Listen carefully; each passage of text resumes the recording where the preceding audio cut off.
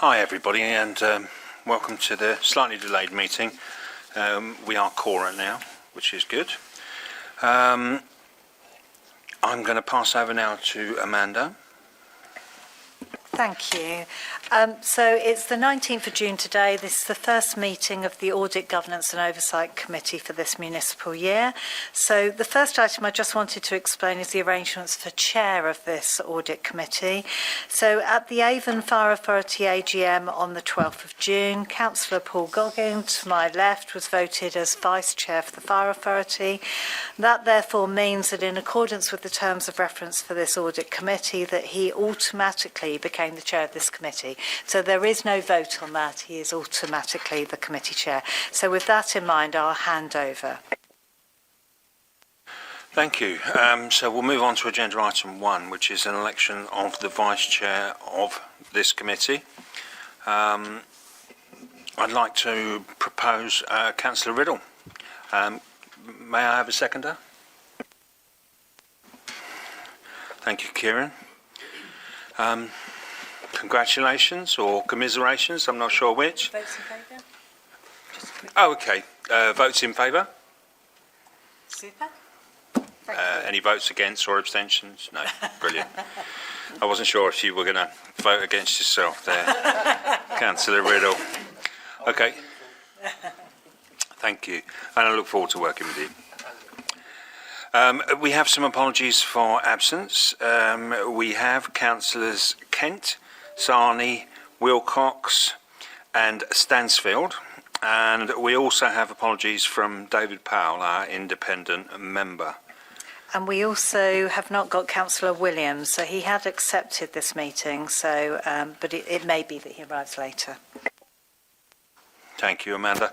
I'll pass over to the Chief Fire Officer now for the emergency evacuation procedures.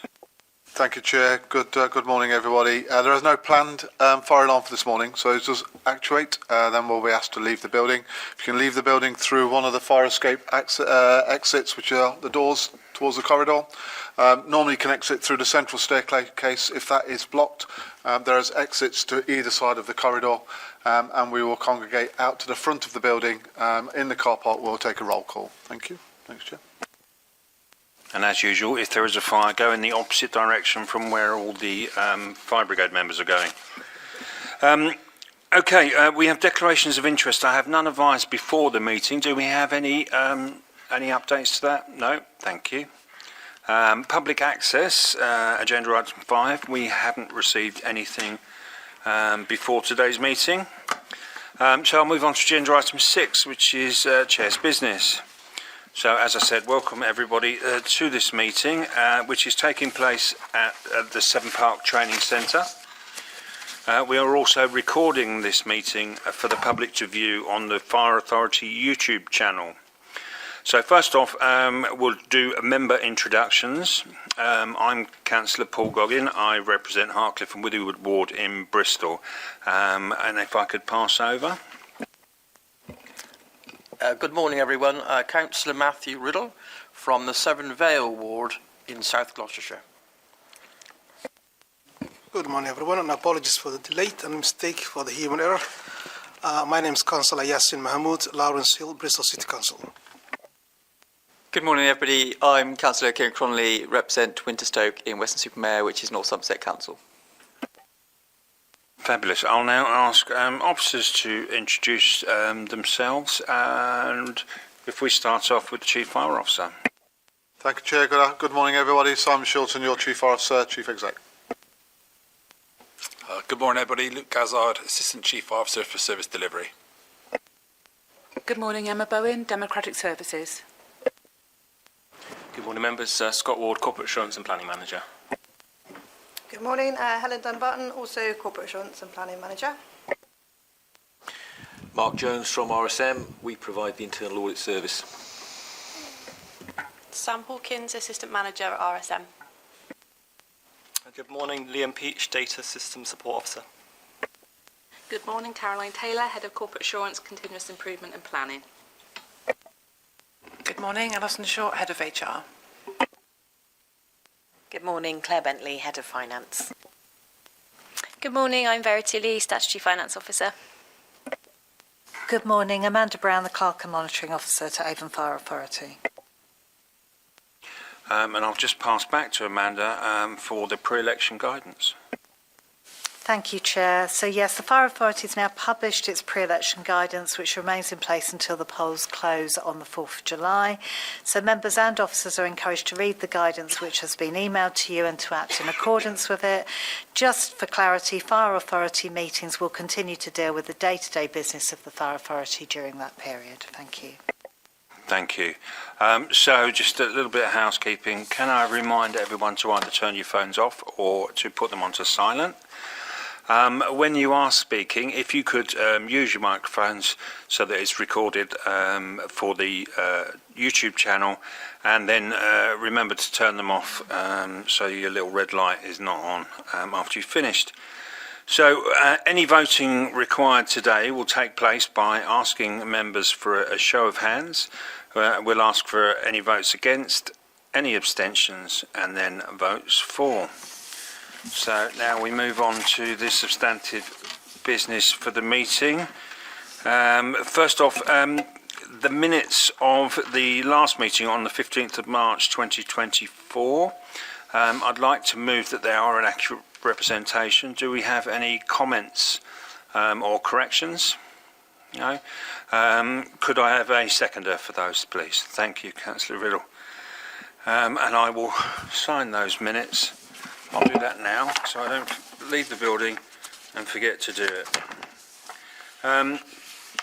Whilst I do that, we'll move on to agenda item 8, the performance report, performance outturn for April-March 2023-24, and current performance to 30th of April 2024.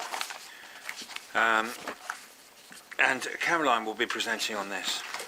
Thank you, Chair, and good morning, everyone. If I can ask members to turn to page 15 of their packs, you will see that the performance report in front of you is primarily focused on looking at the first month, April, of the current reporting period, which runs from April 2024 to March 2025. But the report is also informing members of the outcome of the previous complete year, the reporting period April 2023 to March 2024. There will also be an annual performance report for 2023-24, which is being drafted as we speak, and we expect to see that published at the end of June. That will be signposted to members in the next AGOT report that comes to you in September, so you have those details. As usual, the performance report is informed by the corporate scorecard at Appendix 1, which you will find on page 19 of your packs, which lists progress against all the corporate metrics and uses a very simple red, amber, green mechanism for indicating green if the performance metric is on target, amber if it's close to target, and red if it's off target. The new 2024-25 corporate scorecard in Appendix 1 has been updated to reflect metrics agreed by the service leadership team in February 2024, when the service leadership team reviewed the suitability of the metrics of the new scorecard. Whilst doing that, they took into account recommendations from the Fire Authority Governance Review to ensure our corporate metrics provide the necessary assurance as to the performance of the service. The focus of the performance report and update today will be on the performance against the new metrics in the 24-25 scorecard for the month of April 2025. This report is also supported by Appendix 2, which is known as the Target Tracker, which can be seen on page 21 of your packs. The Target Tracker provides a little more detail for some of the corporate scorecard metrics and subset measures in the form of graphs, maps, and key messages. This Target Tracker document is also produced at a more granular station level, with these station level trackers being sent out to the relevant stations to view and see their performance, as well as being distributed to members in their roles as champions for the individual fire stations. In respect of Appendix 3 on page 23, this has been provided for completeness to inform members of the final outcomes of the performance metrics for the year 2023-24. This is because the last performance report received by AGOT was for 10 months of data up to the end of January, but we now have the full 12 months of data for 2023-24 available to share. So if we go back to the main body of the performance paper, on pages 16 to 17, what we usually do is concentrate on the areas where we are off target, and then we highlight a recommendation about these from the metric owner, where we ask the metric owner to advise and justify as to whether the risk should be tolerated or treated, and the reasons for this. For the current performance, there are 5 metrics currently off target. The first one is regard to accidental dwelling fires, where we've had 47 accidental fires in the home year to date against a target of 41. The metric owner has been asked for their commentary on that, and they have recommended tolerating at the moment where we are in relation to performance on this target, because the longer term trends shows no increase in terms of accidental dwelling fires, and the significance testing, that's the amount of variation at this point in time, is not significant enough to increase, to suggest it's a significant increase. So it's a sort of suggestion we tolerate it and watch how that looks going forwards. The second metrics off target is in relation to the delivery of educational packages, where we've delivered 44 educational packages in April against a target of 58.3. You might be wondering what the 58.3 is about. That's to do with the annual target being divided monthly into 12 months, and when you get that division by 12, it gives you that decimal place. The metric owner has recommended tolerating the performance in April because this was impacted by the school holidays. We obviously had 2 weeks of school holidays, and they're now reflecting on perhaps the target being amended throughout the year to reflect some of those school holidays and fluctuations that we would expect in delivering educational packages. It won't be the same amount every month, taking into account those school holidays. So that's the recommendation, to tolerate it, but look to update the target throughout the school academic year. The next metrics the report provides commentary on that are off target is in respect to the 2 metrics relating to home fire safety visits. One of these metrics is in relation to the volume of home fire safety visits completed, which was 458 out of 583. And the other metric is looking at how many of the home fire safety visits we have completed with the target date, within the target date, which was a 70% achieved against a target of 85%.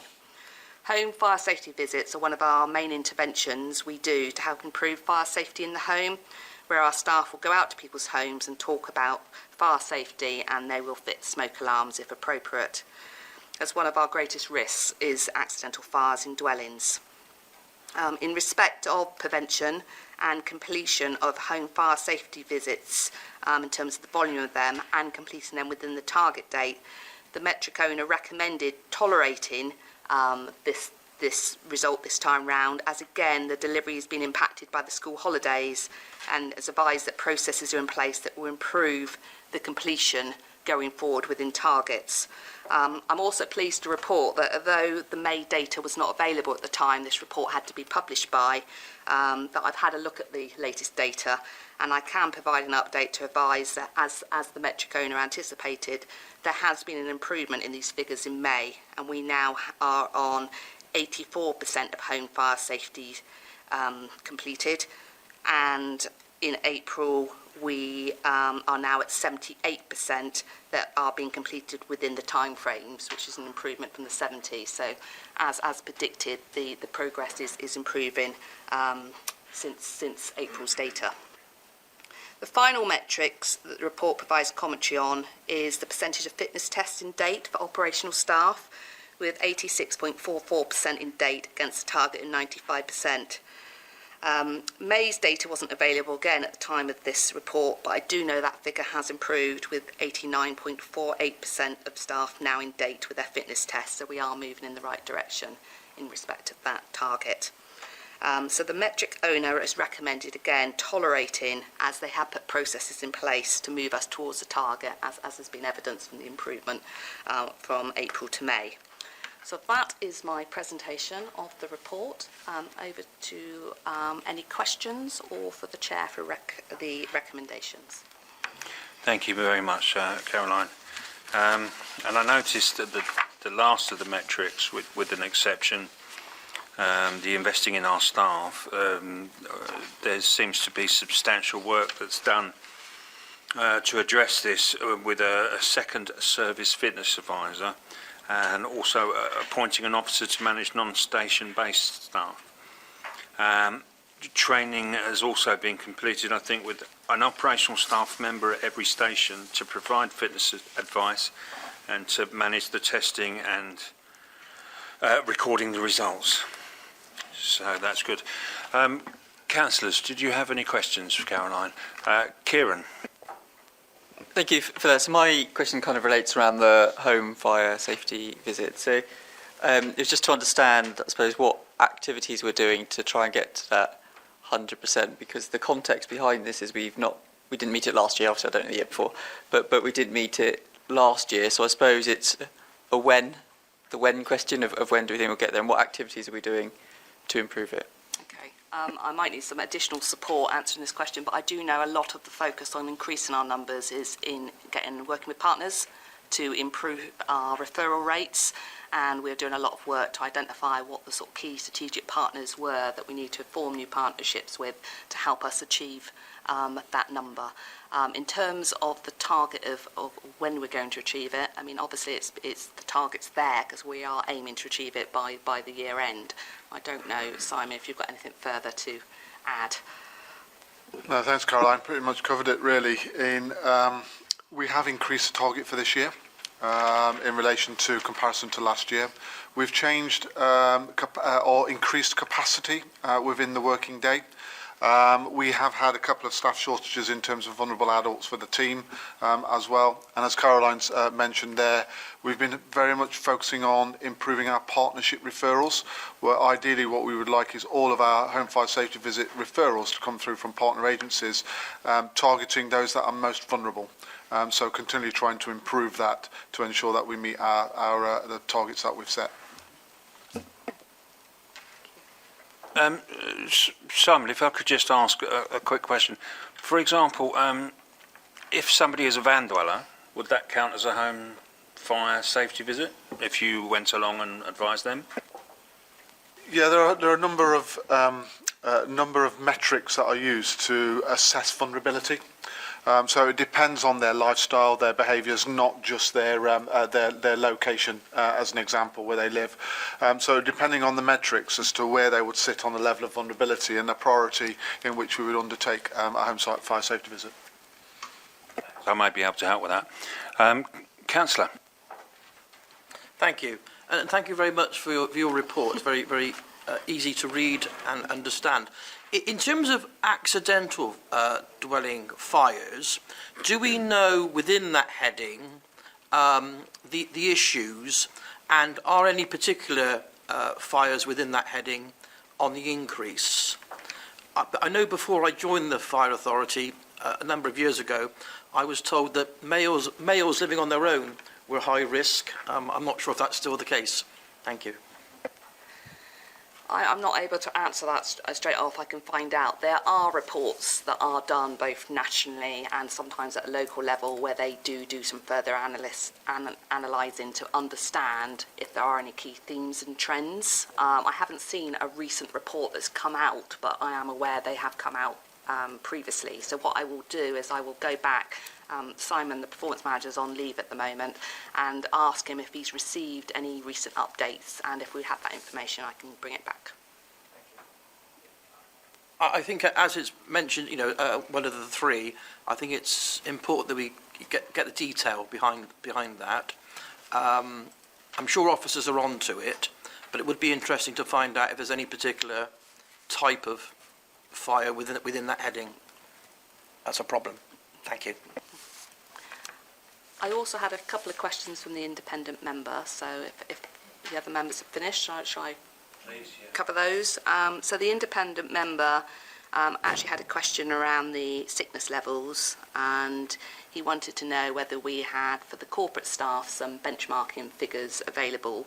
I've checked, and we don't have at this moment in time, through the benchmarking groups that we're part of, availability of comparative data for just corporate staff. There is the potential that we could obviously try and join other benchmarking groups, but it does require time and resource to join in other groups, apply all the data for it to be analysed, crunched and to receive it. So I think there would be a question around how much value we can gain from that information. There are other annual reports come out less specific on corporate staff sickness as well, that we can refer to, which HR get, which is also quite useful as a benchmarking. But like for like, we don't have anything in particular, but we can get a general idea from other general reports. He also asked if long-term sickness was a factor in influencing the overall result. So Liam kindly has provided me with some statistics on that, and I can tell you out of the shift days lost per FTE for short term, it was 4.85, which was 247 occurrences of sickness, and for the long term it was 4.09, which was 22 occurrences of sickness. But as you can see, we're 4.09 for long term and 4.85 for short term. Long term is having quite a significant impact. It's just under half of that overall sickness. So that's just to answer that question. It actually makes up 45.8% of the total sickness, if we want to be precise. The independent member also asked about the welfare checks. This was on last year's scorecard rather than this year, so it's sort of retrospective. And it's something we still monitor internally rather than going forward on this corporate report and comes to SLT. This will be the figure of 76% against a target of 90%. I've had an update from the HR manager to advise that there was initial improvement in terms of the number of welfare checks being completed, but that improvement level has now been stalled. So there has been further investigation into understanding, that's going on at the moment, what we need to do and which areas are sort of complying with that requirement and which areas are not. So I don't know, Alison, if you've got anything further to add on that. Thank you. Yeah, just to say that there's the new policy and process, which is embedding well, which does refer to the completion of welfare checks. So the push really from the HR team is around bolstering behaviour change and reinforcing the importance of completion with managers. So that's already happening, and we'll be increasing that moving forward. And there was one, sorry, there was one final question from the independent member around the transformation actions, where we had, and this again was on the previous year's scorecard, 72% against a target of 85, and he just wanted assurance that this was being addressed. I've checked with our head of transformation, and as of right now, there are 24 actions or work packages, as they're known, of which 1 is not started, 4 are off track, 15 are on track, and 4 are complete. And of the 4 that are off track, he's advised that 2 relate to policies and are 90% already complete, and the final piece of work is anticipated to be completed by the 31st of July 2024, so 2 of those will be closed soon. 1 relates to a Firewatch upgrade, which is one of the systems we use in-house, which has a go-live date of the 26th of June, so that one's soon to be closed. And the final one relates to smart tablets, which is currently off track and has a completion date of 29th of November 2024, but they're currently prioritising the Firewatch upgrade, and they will then, once they've got that achieved, look to put more focus on the smart tablets. So out of those actual actions, there's only really 1 that's going to be outstanding after July, and then it will be all efforts to get that achieved. It might just be worth me explaining to members. So you normally have an independent member sitting with you. He sadly couldn't be with us today because he's on holiday, so sent his apologies. But he did agree to review the papers in detail, which is why most of the report presenters will say to you, and I've had a question from the independent member. What I have also suggested to save a bit of time today, where they are more detailed questions, we will circulate the response by email and copy you all in so you can see what the full response which has been given. Okay? Thanks, everyone. Are there any further questions for Rosing? Yasin. Thank you for your presentation.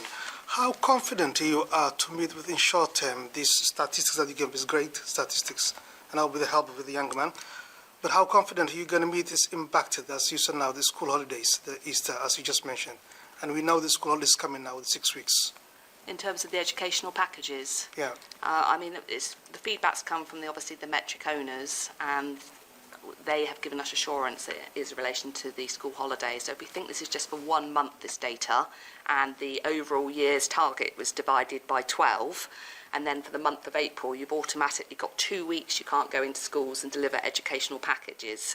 That's half of it gone. So I can see, that does give me confidence. That's a very good explanation as to why we were off target that month and we didn't manage to deliver. And I would expect that to now improve over May and June and July. And again, they need to probably profile the targets better throughout the year, as I've said. But you would expect to see August, obviously, with very little activity again because the schools are shut. So I feel happy with the answer. It's early days, we're only 1 month in, so it is very early days, and I think it's something we just need to watch and monitor as the year goes on. Thank you, that's great. And I think also with the home fire safety visits, perhaps us as councillors can play a part by publicising it within our networks as well. So maybe we can get some kind of email or poster or something that we can share. So there's 2 recommendations here, and I'll deal with the second one first, and that AGOC is asked to note the outcomes of performance for April 2024, which I think we have. But we're also then 2.1, the recommendation, AGOC is asked to approve the metric owners' recommendations of the accidental dwelling fires, the delivering educational packages and the investing in our staff. They haven't met the targets, but hopefully the reasons why are reasonable. So I'd like to propose that we do approve those 3. Could I have a seconder for that? Thank you, Kieran. Any votes against? Any abstentions? And all votes for. So that's carried unanimously. Thank you. So now we'll move on to agenda item 9, which is the 2023-24 draft statement of accounts and narrative report. And I think Verity is going to speak to this. Thank you. Yes, so this is paper 9, starting on page 25 of your packs, and this paper brings to you an update on the 23-24 draft statement of accounts and narrative report. There's only one recommendation in this paper, and it's a noting recommendation. The background section to this paper at the bottom of page 25 and the beginning of page 26 just gives you a bit of history around the 21-22 statement of accounts. So when they were originally brought to this committee, sorry, I'm talking about the next paper. I'm going into the past one. Sorry, so this is giving you a bit of our legislative requirements in terms of 23-24 publishing statement of accounts. So paragraph 3.1, for example, outlines our requirement to produce an annual statement of accounts and narrative report each year, which is what we've done. Paragraph 3.2 outlines the requirement for us to publish those accounts and allow members of the public to exercise their rights, and particularly to ensure that that period includes the first 10 working days of June. We published our accounts on the 31st of May, so we have included those first 10 working days of June. The remainder of the background talks about our kind of requirement to provide documents and information to any members of the public at their request. And paragraph 3.4 talks around the audit plan that Bishop Fleming presented to the meeting of this committee in March earlier this year. The plan is for the audit work to be completed on these draft statements of accounts during August and September, and then they will report back to a later meeting of this committee. Section 5 gives you the key considerations. So the first is really to note that we have published those draft statement of accounts. Paragraph 5.2 and 5.3 give links to where the draft statement of accounts can be found, and then also where the public rights statement can be found as well, which outlines members of the public's rights and where they can go to find any information or ask for any copies of documents and things like that. We haven't published the statement of accounts within the papers today because they are very long, so you've just got the links there to be able to see them. And as Caroline mentioned and Amanda, we have had a couple of questions from the independent member in relation to these accounts. As Amanda mentioned, I've got a few questions that I've got a lot of narrative kind of explanation around them, so I won't go into detail in those now, but I will provide an email with those answers and copy everybody in, all members of the audit committee in, so that everybody's got those responses. The three that I will draw to your attention today during the meeting, the 3 points that he raised that will result in slight tweaks to those draft statement of accounts. So he asked a question around the net employee expenditure, which is on page 11 of the statement of accounts. It's part of the narrative report. And he asked a question on some comparatives in the table. And actually, the reason that his question arose, and he was asking the question, is because the numbers looked a bit funny. It's because there was an incorrect date in there. It actually stated 22-23 when it should have been 23-24. So we'll update that date. He also mentioned that it might be useful to include a definition of the PFI within the glossary, which is in the back of the statement of accounts, so we'll add that in as well. And he raised a question around the members' remuneration table and some expenses that he thought were missing from that table. So we've had a look in the finance team to investigate that, and we'll make sure that we publish an updated table when we come to looking at those accounts and finalising those accounts and publishing them in future. I think, and then I'm just happy to open up for any further questions on this paper. Thanks, Verity. Looking at section 6, the risks and the pension information and the outgoing auditor's report, could you just summarise what that's saying? Yeah, absolutely. So in previous years, we've been late publishing our draft statement of accounts because we have had delays in receiving that pension information. So the first paragraph there is really saying we received all the pension information this year, so we were able to publish the draft statement of accounts on time.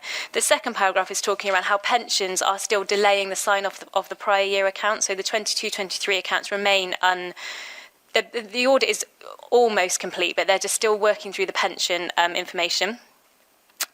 Which means that I'm just highlighting there that it could cause a delay or have an impact on the audit of the 23-24 statement of accounts. We're not expecting that to be the case, but I'm just highlighting it there as a potential risk. We are still liaising with Deloitte, the outgoing auditors, on a regular basis to kind of close those issues. And I know that they liaise with Bishop Fleming, the new auditors, as well, when they do their handover to start their audit in August on the 23-24 accounts.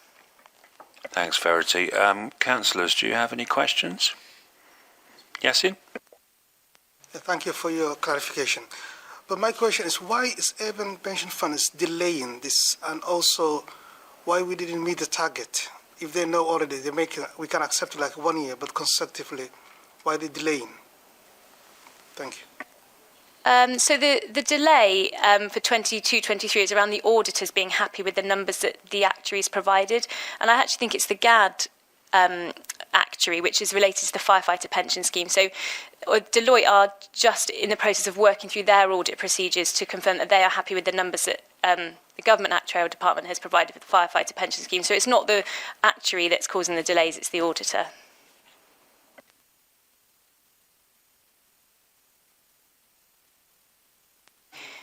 This is something I need to check, actually. There was talk, and I need to confirm with Bishop Fleming. We've got a meeting with them next week. I have a feeling there was a date of September 2024 for the sign-off of all previous statements of accounts, and I was going to confirm with Bishop Fleming next week if that's still the case and if we should be working towards that deadline. I recall having a conversation with Bishop Fleming and them saying that Deloitte had confirmed that they were working towards having the audit work completed by then to avoid that kind of any further delays and missing that deadline. So I will reconfirm that with Bishop Fleming next week. Thank you, Verity. Any other questions, councillors? No? Okay, well, we're just asked to note the publication of the 23-24 draft unaudited statement of accounts on the website on the 31st of May 2024 for public inspection. So I think we can say that's been done. And move on to agenda item 10, which is the internal audit report. Mark, is it you or Sam that's going to present? I'll kick off if that's okay, Chair. Thanks. Right, good morning everyone. You'll see that we have a series of internal audit reports on the agenda today. We've got the summary paper, but I think it's probably best if we just leap straight into the individual reports, if that's okay. And so if I could move members on to page 33, where we have a report on data governance and performance management. So this is a report from the last financial year, but we're now bringing it to you as it's been finalised. I think when we think about this report, it's important for members to triangulate this with item 8 on the agenda, where you've obviously seen the performance management report and discussed the key metrics within that report. So this is an important audit because that paper that you've seen on item 8 was giving you information on how the authority, the service, has performed against some key metrics in operational terms. What this audit report is telling you is what assurance can you take from the accuracy of the information presented in that performance management report. Because clearly, when you're looking at that information, you want to be able to take assurance that the figures within it are accurate and reflect and can be tracked back to source data, and that they're calculated in a consistent way every time, and that they're then reported through your own governance structures. This report is giving you that substantial assurance. We're saying that you can take substantial assurance that the data has good integrity. We were able to re-perform and validate the performance that's being reported through your governance structures. So that's a very, very positive opinion that you can take from that. We've given that substantial assurance opinion, and we've not felt it necessary to agree any actions with management. Now that is rare in an internal audit report, so that's really great assurance that you can take. Also, just to note that in Appendix A of the report, we did perform some detailed data analytics, digging more into the granularity of what the data was saying. But in doing that and analysing the data in more detail, we didn't feel it was necessary to agree any further actions with management beyond what they were already aware of and doing anyway. So again, some positive assurance from ourselves. So at that point, I'll take the report as read, and I'll take any questions on that. Thank you, Mark. Councillors, do you have any questions? Yasin?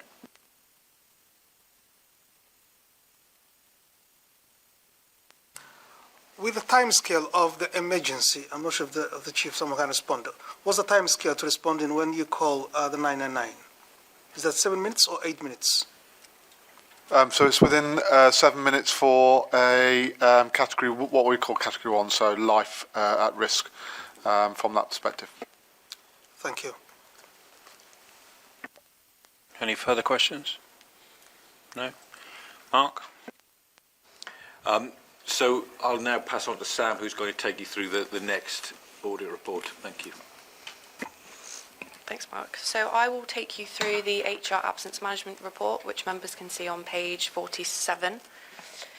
So in terms of the scope for this audit, we were looking at the design of the absence management framework and looking at the recently implemented supporting attendance policy, which was mentioned previously in the meeting. So that was brought in sort of towards the end of last year. So really looking at the design of that policy and whether it's kind of fully embedded across the service.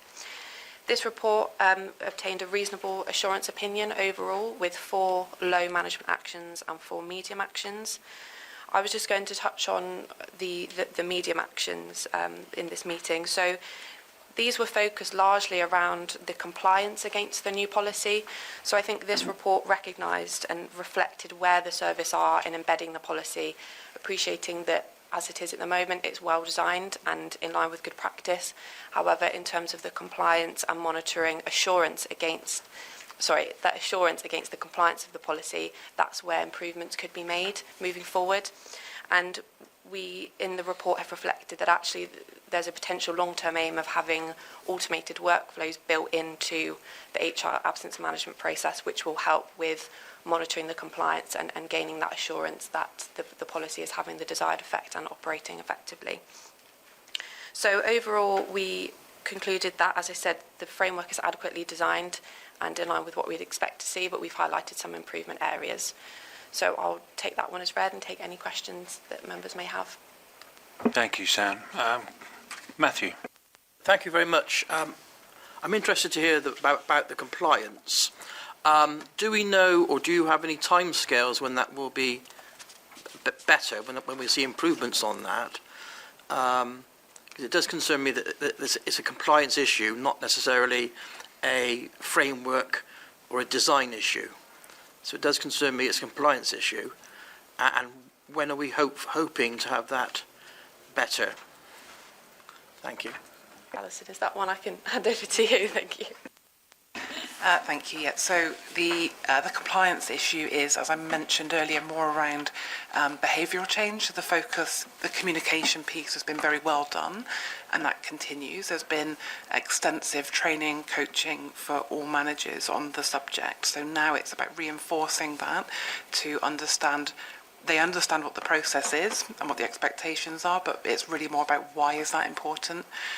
So that's where the focus is going to be moving forward.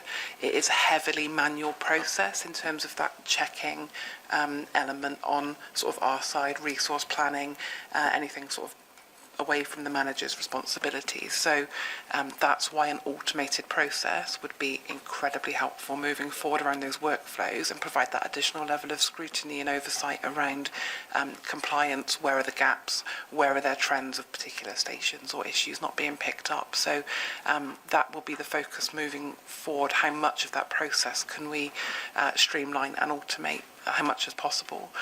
So the sort of medium priority actions do focus around that, and there are timescales built into those management actions, taking us up as far as March next year. So I would anticipate that we will see improvement during the remainder of this year and into early next year. So as that takes place. Thank you. I think it's important that if there isn't compliance, it's picked up very quickly, and then that's dealt with. So I think you're on the right lines. Thank you. Thank you. And sorry, I'll come to you in a sec.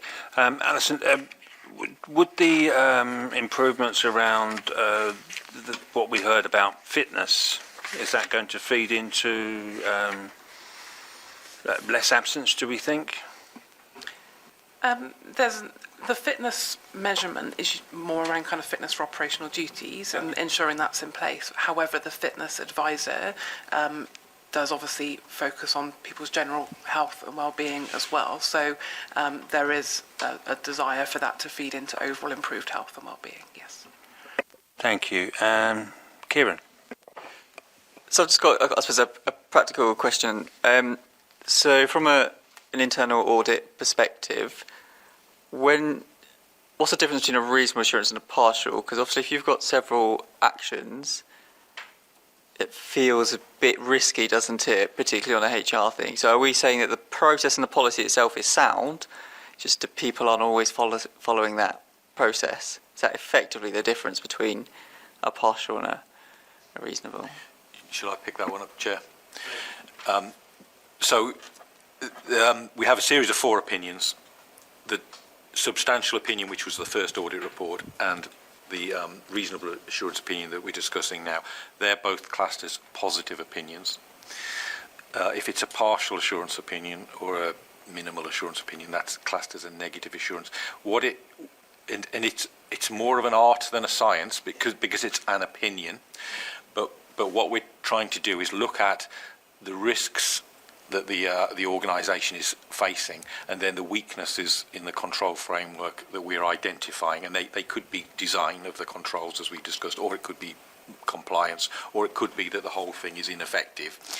And we will therefore agree with management a series of actions, and as you've quite rightly noted, that they are categorised, and typically a partial assurance opinion, a negative opinion, is going to be one where we're probably identifying either a very lot of medium priority actions or some that we would categorise as high priority actions because of the nature of the risk that they are facing. What we're saying here is that there are only a relatively small number of actions of a medium category that we're agreeing, that therefore we don't think that we think that the authority can take a reasonable level of assurance from the system and the process. So the message to you is that there are some actions that need doing, but you needn't be overly concerned about the situation, whereas if we were saying it was partial, then it's sort of sit up, take notice, make sure these high priority actions are really addressed quite quickly. Does that sort of... Yeah, that's what I thought you were going to say. So that's fine. You know, I know it's an art. I've been on audit committees before, and it's exact. So that's fine. So I suppose the thing that's playing in my mind is obviously there's inherent risk in all of this, isn't it? Because it's sickness related stuff, it's well-being related stuff. So what I'm thinking out loud is when as an audit committee can we go, actually all of these actions have happened, it's bedded in now, the cultural changes happen. Like when can we find out whether those actions have been successful? I suppose because internal audits are quite cyclical, aren't they? This might not be picked up for a fair while. So that's my question of when will we know if it's been successful. Should I just come back on that? You can, yeah, of course. Yeah. So we do have a process in place where we follow up the implementation of actions and report them through to you, and later on we've got the progress report that does pick up on the progress in implementation. And when we're doing that, we don't just look at have you done what you said you were going to do, but we also look at has that achieved the desired impact as well. So you will get to see these actions being implemented and our assurance that the action has been taken and has been effective. I was just going to add, we've also got the internal audit recommendation report, which captures our internal audit actions, and that comes to the committee every 6 months. These audit reports presented today won't be on that audit tracker this time round because they've just been finalised and now presented, and you've had the update in person. But in the next time you get the internal audit tracker report in 6 months, which will be in November, you will see those actions on there, and you'll be able to see how we are doing against them from that report. Thank you, that's appreciated. Okay. Thanks all. Any other questions from councillors? No? Okay, can we move on to the next report? So, Chair, it's me again. So the next report, I'll move you on to page 73 in your pack. So this is our annual internal audit report for 2023-24. So having just received the two reports that we've just discussed, those were the final two pieces of work from our 23-24 annual plan. So we're now in a position to summarise for the committee what does that all mean.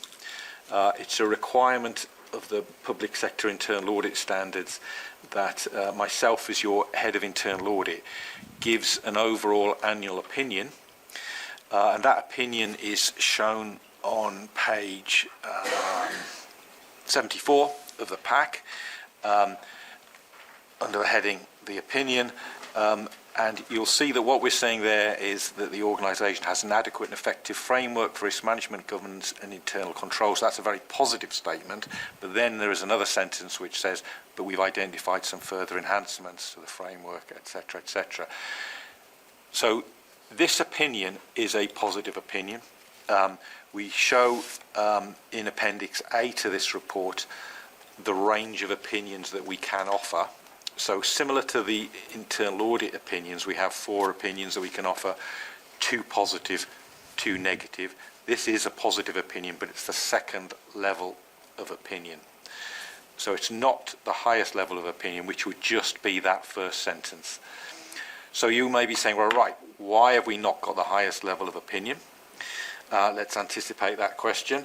So if we move to Appendix B, you'll see the summary of the internal audit work that has come through the committee, and you'll see there that there was 1 report which had a substantial assurance opinion, 2 with a reasonable assurance opinion, and 2 with a partial assurance opinion, 1 on cybersecurity and 1 on health and safety contaminants. So there were 2 opinions that that were not negative, that were not positive. So we had to sort of have a look at this and see what does all of this mean. So we also looked at other factors in arriving at our overall opinion. What we were able to see was positive implementation of the actions that we've agreed. So that's a really important factor that from this year and from previous years, if the service was not implementing the actions, then control weaknesses that we had previously identified were potentially and still in place. That's not the case. We were able to see a relatively good track record of action implementation, so that was a very positive factor in influencing our overall opinion. We were also able to see during the year a refreshed governance structure following an external review, and also a refreshed risk management policy, risk management strategy, and the opinion does cover both governance and risk management, so we were able to see real positive movement in that direction. And the final factor that we just took into account was HMIC FRS and their recent commentary around being pleased with the direction of travel of the organisation.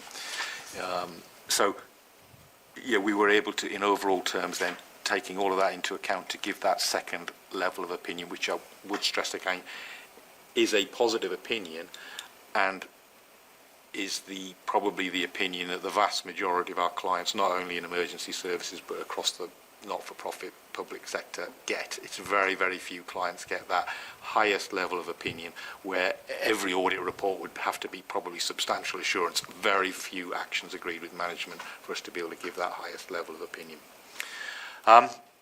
I'll pause at that point, I think, and take any questions, but obviously this opinion does feed into your own annual governance reporting with your financial accounts, etc. So it is an important opinion for your own governance statements. Thank you, Mark. And as you say, although they're not the substantial assurance, the direction of travel, both in your opinions and the HMIC FRS also seem to reflect that. Councillors, do you have any questions for Mark on that one?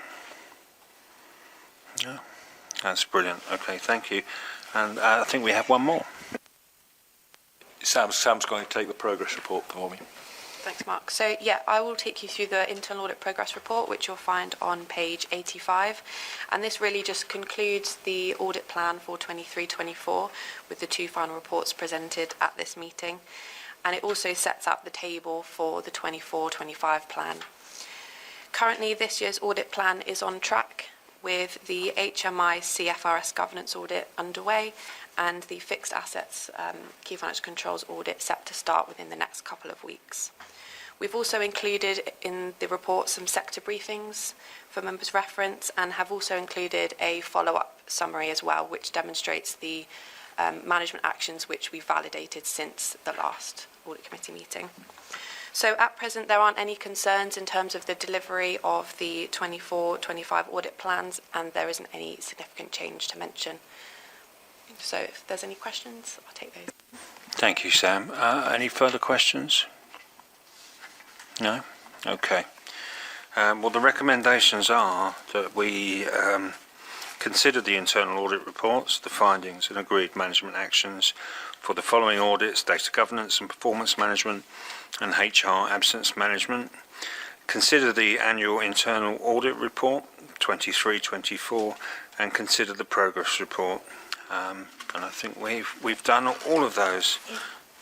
It might be worth voting on this. The only reason I said that is the wording includes the words "and agreed the management actions following those audits." So it might be worth just having a quick vote if you're happy to approve that. Thank you. Sorry about that, Amanda. So could you propose? I will. I will propose that And we Matthew? accept. Matthew will second it. Thank you. Any votes against? Any abstentions? And all votes in favour? Thank you. Thank you. And thank you, Mark and Sam. We'll move on to agenda item 11, which is the Corporate Risk Register, the exception report. And that's Scott to present. Thank you, Chair, and good morning, Just members. This report can be found on page 95 of your pack and is presented today for your consideration and noting. The Corporate Risk Register is subject to regular review by the Service Leadership Team, and it's presented to this committee 4 times a year, twice in full and twice as an exception report. And today it's the exception report that's presented to you. So each corporate risk is regularly reviewed and evaluated by its owner, who considers the risk environment, control measures in place, and any planned mitigations to manage the risk. after which the likelihood and impact of risks will be determined. There's also a deep dive schedule which ensures that every corporate risk on the register receives further scrutiny and challenge on a regular basis by the SLT. And also the Service Leadership Board review the highest level and any newly emerging risks at their regular meetings, and our Statutory Finance Officer kindly reviews any financial risks to provide additional assurance. If I can ask members to turn to page 96 of your pack and draw your attention to paragraph 5.1, which provides a summary of key changes to the Corporate Risk Register since the full register was reviewed by this committee back in March. So starting with CR01, which is performance targets. This risk has been removed from the Corporate Risk Register as it was not adding value to the risk management process. Metrics and performance data are considered and used throughout the risk register to evaluate events and effectiveness of controls, and also as an indicator for change. So having it as a separate risk on an ongoing basis didn't make sense. Moving on to CR06, which is control and mobilising. The risk score has reduced from 20 to 18, and this is due to analysis of risk events and assurance that the controls in place are reducing the likelihood of occurrence. Regarding landline infrastructure, more time is now available for the design and implementation of a replacement telephony solution, as BT has extended the switch-off date for the existing infrastructure. Moving on to CR08 for financial capacity. So CR08 has now been de-escalated from the Corporate Risk Register following a deep dive presentation to the SLT. CR08 is now managed locally by the finance team and will be escalated back up to the Corporate Risk Register in the event of any significant changes to financial team capacity. On to CR15 pensions. The risk score has been reduced from 20 to 18 due to new legislation and improved management of risks around remedy and other complexities. Input and engagement from the service's new pension administrator has also improved confidence in how CR15 is being managed. On to CR16, health, safety and welfare. So the risk score has been reduced from 20 to 15 due to the actions that have taken place following an external review of the service's health and safety management system. In addition, the drive to improve our health and safety culture and make training and guidance a focus in the service means the impact of potential risk events can be reduced from major to moderate. And for CR18, which is business continuity management, the risk score has been reduced from 20 to 15 due to recruitment to key corporate staff vacancies. And in addition to this, our ongoing Business Continuity Institute membership, which is in place, is having a positive impact across the service. And finally, on the topic of key changes, please note that there have been no new risks added to the Corporate Risk Register. For reference, Appendix 1, which is on page 98 of your pack, provides members with our risk matrix and definitions. Just before I open up to questions for myself or officers here, we did have a couple of questions from the independent member, which I can address now. The first of which noted possibly the SLT review of our Corporate Risk Register and where appropriate risks being removed. The member asked for assurance about the recording of such decisions. So reports are produced for the SLT which provide the rationale and reasons for why we've recommended to remove risks from the register or to de-escalate. So these papers exist as a record, as well as obviously the SLT meeting minutes, which provide a record of key decisions made. The second question from the member was in relation to CR16, health, safety and welfare, and asked whether following the HR absence management audit, which was presented today, whether it's too soon to reduce the risk score for CR16 from 20 to 15. Just to clarify, there are two different aspects to welfare. There's the health and safety welfare and also HR welfare, and the absence management audit focuses on HR. So going forward, the corporate risk for CR04, which is people capacity, capability and resilience, is being broken down into more specific risk events, and one of which relates specifically to sickness, absence and modified duties, which is more reflective of the issues that have been identified in the absence management report. And just as a heads up, this committee will be receiving our new corporate risk register, which breaks down the risk as you see them now into more detailed and focused risk events, and this will be following member training in September, just to take you on board with the approach that we're now taking. So I'll hand back to the chair if there are any questions or discover recommendations. Thank you. Thanks, Scott. And I'd just like to say it's nice to see things disappearing from the CRR, and also everything else heading in the right direction. And I notice, obviously, positive changes such as the recruitment of a head of ICT, a new pensions administrator, and recruitment of key corporate staff vacancies. So hopefully they'll all keep going in the right direction. But I'll open for questions now. Councillors? Okay, well that paper was for information, so thank you for that, Scott. And we'll move on to agenda item 12, which is the External Auditor's updated ISA 260 report for 2021-22, the Statement of Accounts, and that's over to Verity. Thank you. Yeah, so this paper brings to you an update on the 21-22 Statement of Accounts. So we are confirming today in this paper that the 21-22 external audit procedures are now complete. The auditors have signed their audit opinion, and we've signed the 21-22 Statement of Accounts and annual governance statement. The background section of this report gives you a little bit of history of these accounts. So they were previously brought to the Audit, Governance and Ethics Committee in June 2022 to be approved for public inspection. The external auditors undertook their work, and they had substantially completed their work, but there were areas outstanding in relation to pension and property valuation. So the audit work continued and was delayed in when compared to the initial audit plan. During March 2023, the external auditors presented their original ISA 260 report, confirming that their audit procedures were substantially complete, and just pointing out a few bits that were still outstanding.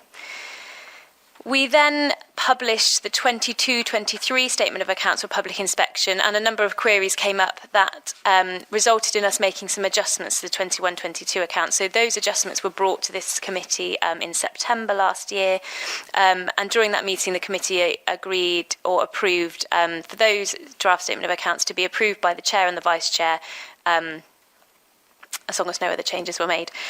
So we have now had the final audit work completed on those accounts, so the auditors have confirmed that they're happy with all of the adjustments that were made, and they have issued an updated ISA 260 report, which is the report that is within your bundles in Appendix 1, which is on page 105. This report is to supplement the original report that they issued in March last year. So it's relatively short. It confirms that the audit procedures are complete. It confirms that there are no additional misstatements, unadjusted or adjusted. But it does point out one additional internal control finding, which is on page 107 or page 3 of their report, around capital expenditure and reviewing our capital expenditure to ensure that we haven't capitalised spend that's not capital. And just around the evidencing of that as well. There is a management response within that report that we provided, and in there you'll note at the bottom, which obviously RSM have mentioned, we've got an internal audit starting in a couple of weeks' time, focusing on the controls around the financial controls around fixed asset management. So we have designed the scope of that audit to cover some of these bits as well. So we'll be addressing that during the coming year.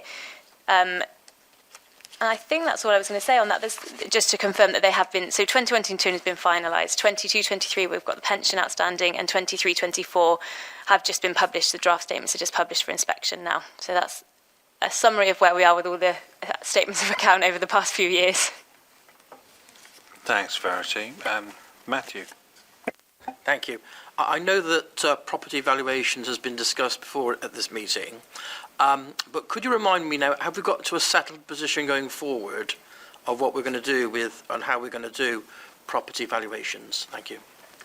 We have recently appointed a new external valuer, so we appointed a company called Bruton Knowles for a period of 5 years. So they have completed the first full physical valuation of our whole estate for the year end of March 2024, and those numbers are reflected in the draft financial statements. When we went out to tender for that contract, we gave them a kind of draft plan of how we wanted those valuations to look, where we might have, say, 2 full physical valuations across the 5-year period and 3 desktop reviews.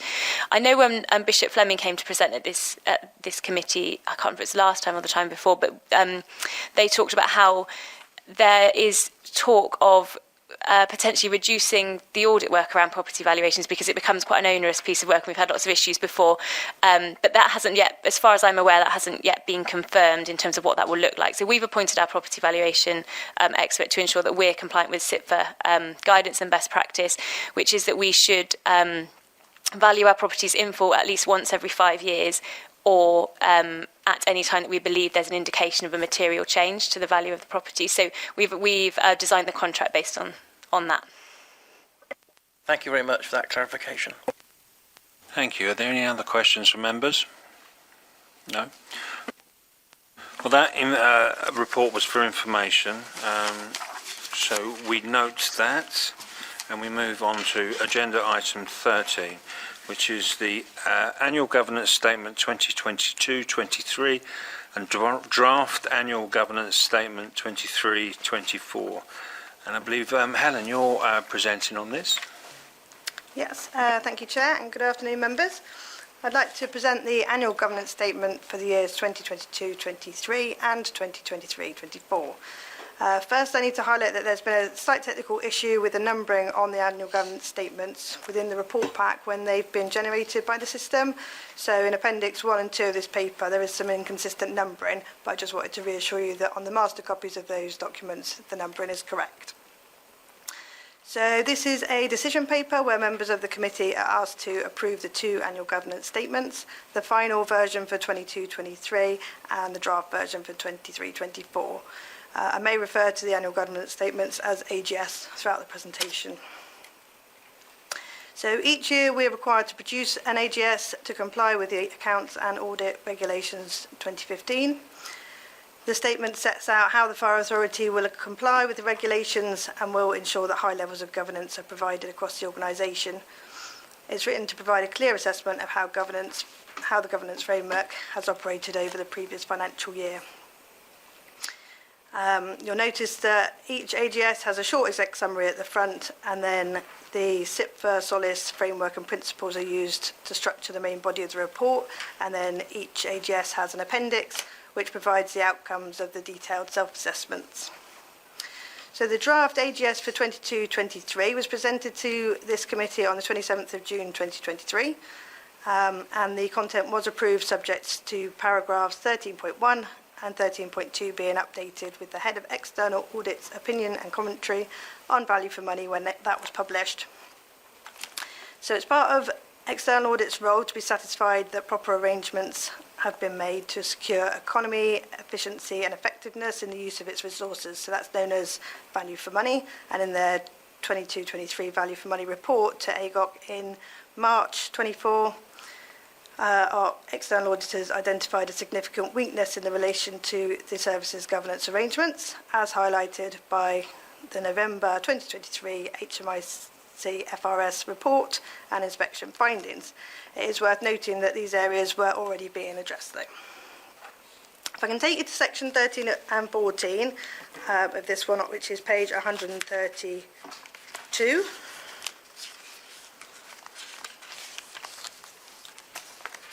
These highlighted sections have been updated to reflect external audit findings, and the executive summary on page 119 has also been amended to take into consideration the findings in the overall context of our assessment of governance for 22-23. So that's all that's been changed in this document since it was approved in draft, so therefore the focus should be on these highlighted sections for the 2022-23 AGS. If I just pause there for any questions on the 22-23 AGS. Thank you, Helen. Any questions? No? Okay, thanks. Thank you. So moving on to the AGS for 2023-24, that starts at page 171.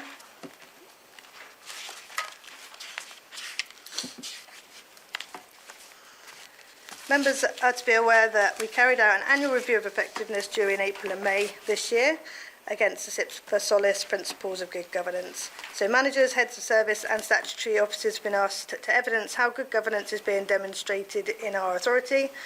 I'd like to draw your attention to a few of the improvements and some of the commentary captured throughout the document.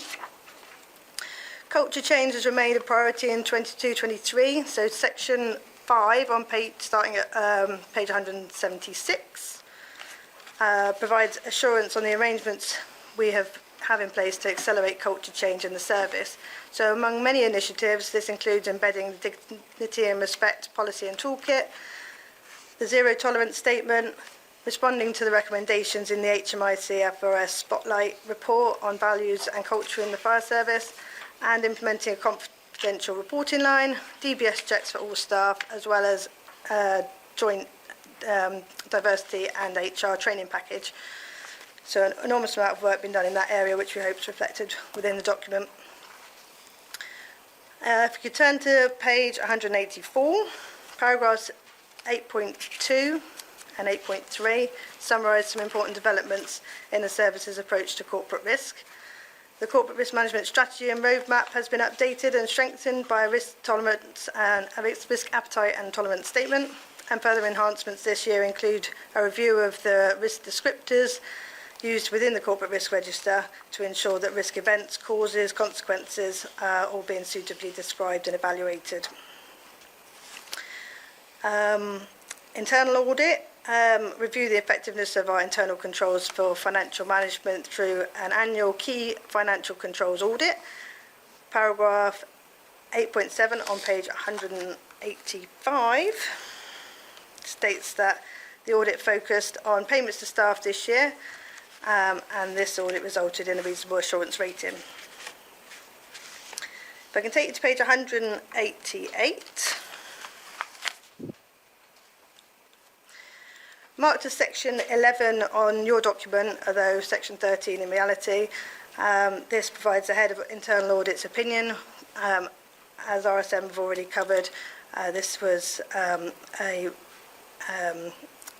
positive opinion provided. And the following section, marked as section 12, you'll see that paragraph 12.1 and 12.2 will need to be updated with the external audit opinion on the financial statements and how we provide value for money when that work's been completed for 23-24. Turning to section 13, on page 189, and the conclusion. Our self-assessment has not identified any significant weaknesses in our governance arrangements, in addition to those already identified in the HMIC-FRS report, which, as I say, are already being addressed.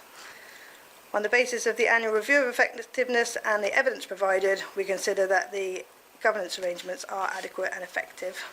Also on page 189, you'll see that section 14, which would be section 16 on the master copy, that this will need to be signed by the chair of the authority, the chief bar officer, statutory finance officer and the clerk.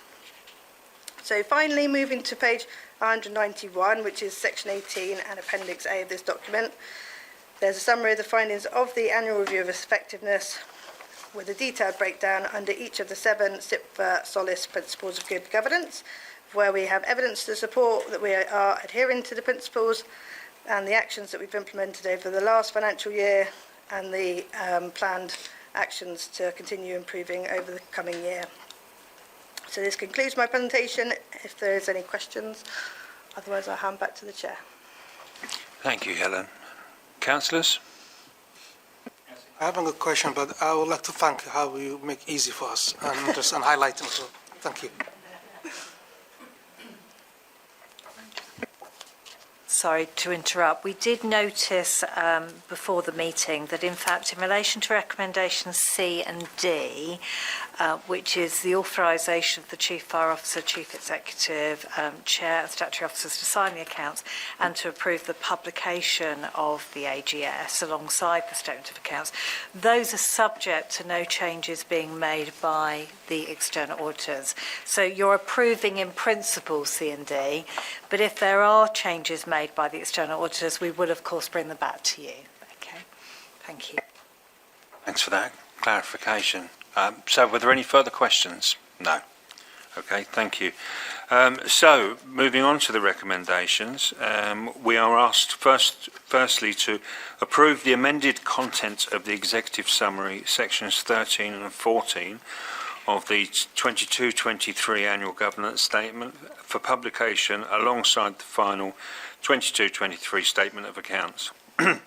And we are also asked to approve the content of the draft AGS 2324, subject to paragraphs 14.1 and 14.2 being updated with the head of external audit opinion and commentary on value for money when published.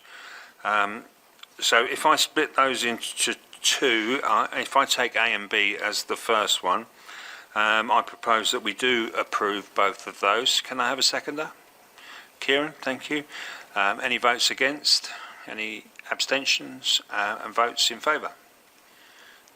Thank you, that's unanimous. So then we'll move on to recommendations C and D, which has Amanda clarified. Subject to no changes being made, we authorise the Chief Fire Officer, Chief Executive, the Chair of the AFA and statutory officers to sign the approved statements, and then to approve the publication of the 23-24 annual governance statement alongside the final statement of accounts when the 23-24 external audit process is complete. But if there are changes, it will come back to this committee at a future meeting. So I propose that we do authorise and approve. Do I have a seconder? Matthew, thank you. Any votes against? Any abstentions? And votes in favour? Thank you very much. Okay, we're moving now on to agenda item 14, which, as we discussed before the meeting, has a very catchy title. It's the annual report on whistleblowing, anti-money laundering, anti-fraud and corruption, external complaints procedure, employee grievance, bullying and harassment and discipline. We might try and improve on that for next year. I don't know what the acronym would spell, but it would be long anyway. So, Alison, I believe you're presenting on this one. Thank you. Thank you, Chair. This report should be found on page 215. By way of a summary, the stats that have been provided reflect the period of the 1st of April 2023 to the 31st of March 2024. During that time, there have been no reports of whistleblowing, money laundering or fraud/corruption. We have received 5 complaints from members of the public about members of staff, and there's a summary further in the report as to the status of those. We have received 5 formal grievances, which is a reduction on previous year.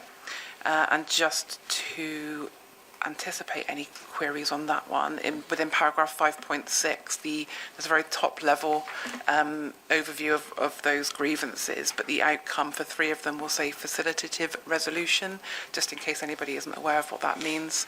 Facilitative resolution is usually where there's been a relationship-based issue, and it involves the resolution officer meeting with the individuals to come to some compromise, work on their relationship, and work with all parties. The alternative to that is a directive resolution. That's usually used where there's a policy or process-based issue, or where there is no compromise reached through facilitative resolution and talks. Moving on, there were 15 formal discipline cases during that period, which is a slight increase on the previous year. During this time, we have also been through extensive training has been undertaken for line managers across the service. Around 100 managers have received training, either focusing on tackling poor behaviours, early intervention around poor behaviours, undertaking investigations and conducting hearings. And that's been delivered through a mix of mediums, but including internal subject matter experts within the HR and the diversity and inclusion team, as well as utilising external consultants for that. We have also launched a professional standards board has been formed to provide an additional level of oversight of discipline cases. And just to provide you some additional information of what that is, what professional standards board is to, bear with me, is a way of establishing and upholding ethical standards, enforcing the NFCC Code of Conduct for all staff, promoting accountability, monitoring the outcomes of investigations and hearings to identify areas for organisational improvement and to foster continuous improvement, and also to contribute to maintaining positive relationships within the community by ensuring that we remain transparent. As part of that is the board is made up of internal members of staff with a voting right, essentially. So it's chaired by a member of SLB. There's a senior operational representative in an area manager. There's a senior corporate staff representative through a department head. There's always an HR representative and somebody from the diversity and inclusion team as well. And then in an advisory capacity, we have our new general counsel. We have an independent external representative helping us bed in and shape that board. We have recently had agreement from South West Ambulance Service Trust that they will loan us for the board one of their members of staff to act as a peer organisation representative, and that's their head of people operations. And we also have, as and when needed, a peer community relationship representative, either through SARI or through Bristol Women's Voice currently. The activities undertaken by the board include reviewing discipline matters, considering suspensions if and when appropriate, allocating investigating officers, maintaining the pace of investigations, reviewing investigation reports, allocating a presiding officer or hearing panel, and then reviewing outcomes and learning points and ensuring those are embedded across the service where needed. So thank you. That's the Professional Standards Board. I'll come to questions in a second, but I did have one question in advance from the independent member, which was around, because there are no reports of whistleblowing, money laundering, fraud or corruption, just seeking some reassurance that those policies are adequately communicated. In terms of the whistleblowing policy, that's currently being redrafted and once approved will be communicated, but it has been referenced extensively and highlighted as part of the implementation and promotion of the confidential reporting line that we have in place with Crime Stoppers. And then in relation to the anti-fraud, corruption and money laundering policies, I understand that these are referenced in the Constitution, but they aren't regularly communicated to staff, only when there are major changes. We are looking to incorporate these and highlight them into our onboarding and induction process as that's being reviewed. And I will take away an action to review the communication strategy around this with the Statutory Finance Officer and the Procurement Manager, who oversee those processes and policies. But it has been brought to my attention that there are a number of mitigations in place that include business cases, the PRA and purchase order processes, and tendering processes and framework. So yeah, open to any questions. Thank you, Alison, and that was a very good question from the independent person as well. Matthew. Thank you very much for your report and your presentation. In para 1, it says 5 external complaints were received about staff members. Do we know if that's a reduction on the previous year or an increase on the previous year? Thank you. Okay, so this is the first year that those stats have been monitored within the HR function. Previously, we do have records of what they are. I couldn't tell you, I'm afraid, off the top of my head, whether that's an increase or a reduction. Thank you. It's just interesting to understand why that wasn't included. So you've answered the question. Thank you. Thank you. Yasin. Thank you again for your presentation. But my question is, I know you do a lot of training, it's great, with the managers, the staff members. Are you doing like any training on these subjects? Thank you. Yes, so our diversity and inclusion team regularly provide training and development to individuals and to stations. So yeah, not just managers. It's widely communicated around expected standards of behaviour. We are also working really closely with the diversity and inclusion team and the culture manager to highlight in rather than wait to the end of investigations, to highlight early on if there's particular stations or particular issues that keep coming up, so that we can create tailored or bespoke training and highlight awareness for those particular issues. So that's new this year over the past few months, so we're really looking forward to seeing how that develops moving forward and what impact that has on staff awareness and addressing the issues, yes. Training, I mean like the anti-money laundering or like the whistleblowing. Do you do like some training like that?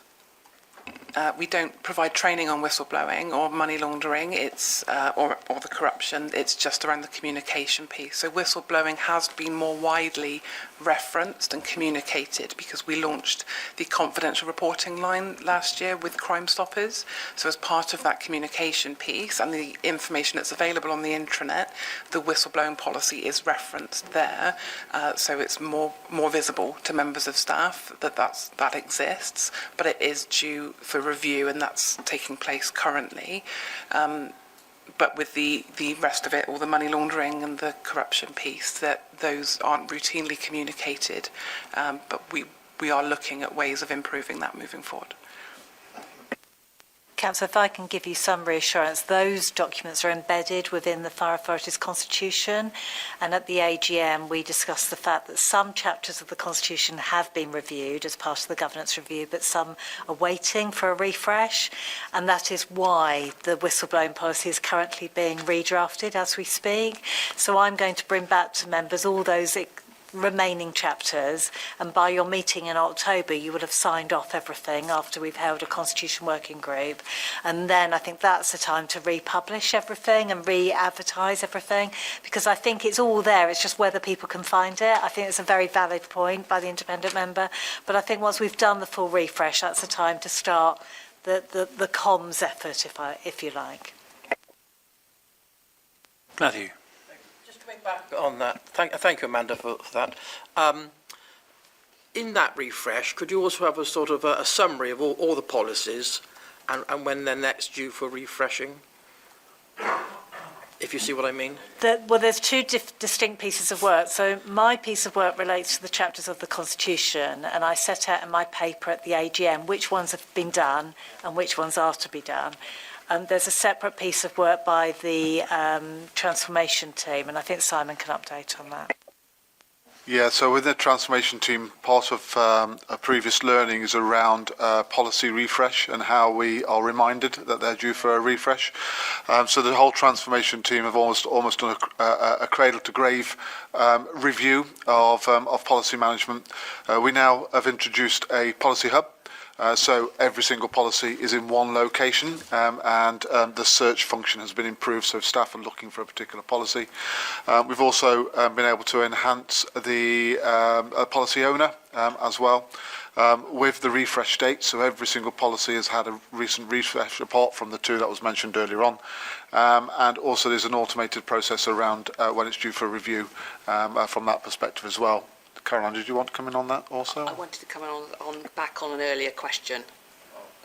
So from a policy perspective, we've part of the transformation team's work was to do a complete review of that, and so far that has been working quite well, and we'll continue to monitor how that progress goes. I'll come back, Chair, on that. Yeah, that sounds very, very positive and very comprehensive. Thank you. Going back to Councillor Massou's question about the number of complaints about staff previously, I've just been able to look up, and it was 4 complaints externally about staff the previous year and 5 this year, so I hope that helps provide a bit further context. Yes. Thanks, Karen. Okay. Kieran. Just wanted to understand the Crime Stoppers bit. So obviously if the data in here includes the Crime Stopper stuff and there's no whistleblowing, no fraud, etc., are we saying no one called that number, or do some of those disciplinaries effectively materialise from that number? Yes, so the any cases that come through or any referrals through the Crime Stoppers confidential reporting line go directly to members of SLB. Some of those there's no further action, or they're referred back to local managers to deal with informally in the first instance, and then there are some that then become formal processes, and those are included in the within this, they'll be within the discipline procedures. Yes. Thank you. Any further questions? No? Well, that report was for noting, so we can move on now to agenda item 15. And before we get the presentation on this, I'd just like to ask if members have any questions around Appendix 4, which, as you will see in your papers, is in the exempt section because it is around cyber security. Can we hold off on those and just deal with the other parts of the report for now? If you do want to ask questions on Appendix 4, we can do that, but we will have to go into an exempt session afterwards. So if I can pass over to Helen again on this one. Thank you. So this report is to note the progress made against the internal audit recommendations and management actions. If I can ask members to turn to page 226, you'll see that there are 3 tables providing a summary of progress for the internal audit actions for each year where there are remaining actions. So for the year 2021-22, out of the 51 actions we have, 49 have been completed or superseded, and we have 2 remaining open actions. One is on track. Actually, since the production of this report, that's now complete pending the review of evidence. And the other one is under review to ensure that the action that we proceed with still meets our requirements and our current position, as obviously some time has passed. So RSM will be revisiting that action for us on a site visit next week. For the year 2022-23, you'll see that 28 actions, 26 have now been closed off, and the remaining 2 which are open have required an extension. For 23-24, of the 27 action agreed, 10 have been closed, and of the 17 remaining open, 2 have required an extension, and the 8 absence management actions have only just been finalised, as you're aware, so they have not been reported upon yet. On page 227 and 228, you can see listed the 17 actions that have been closed since our last report to this committee in December. Evidence has been checked and verified by RSM. And on page 231, Appendix 1 gives you a summary of the progress against the actions from 2021-22, which is still open. Likewise, Appendix 2 on page 233 gives a summary of progress against the actions for 22-23, which are still open. And then page 235 for Appendix 3, which gives a summary of the open actions for 2023-24, excluding the absence management ones, which, as I say, have just been finalised, and the IT ones, which, as we've mentioned, are in Appendix 4. And that concludes my presentation, unless there is any questions. Councillors, do you have any questions on Appendix 1 to 3? No? And just to know if we need to go into exempt session, do you have any questions on Appendix 4? No? Okay, that's good, thank you. At this point, I'd just like to pass over to the Chief for an amendment. Thank you, Chair. Just for matters accuracy, Councillor Mahmood answered your question earlier on around the attendance standard for Category 1 life incidents is 8 minutes on average. Okay, thank you. Just for the record. Thank you, Simon. So the date of the next meeting is Friday the 20th of September 2024 at 10:30 hours, and the venue will be here again. There'll also, that will be followed by a member officer protocol workshop for all members and officers in the afternoon, and it's very worthwhile attending. And I do believe lunch is included as well, is it not? It is for those attending both the committee meeting and the train. I would say that workshop has been organised specifically. Now we've got a new cohort of members, so it's an opportunity for an external consultant to do a big workshop with officers and all members and get a protocol and agree ways of working for the future municipal year. So it's probably, I would like to say, the most important event for your diary. So I'm trying to stress, if we could get as many members there that afternoon, that would be really, really appreciated. You've got the advantage in that you're here in the morning anyway for the committee, so we will feed you, and if you could stay in the afternoon, that would be really appreciated. Thank you. That's fabulous. So, everyone, thank you for attending today and your contributions. Have a nice summer, and we'll see you in September. Thank you.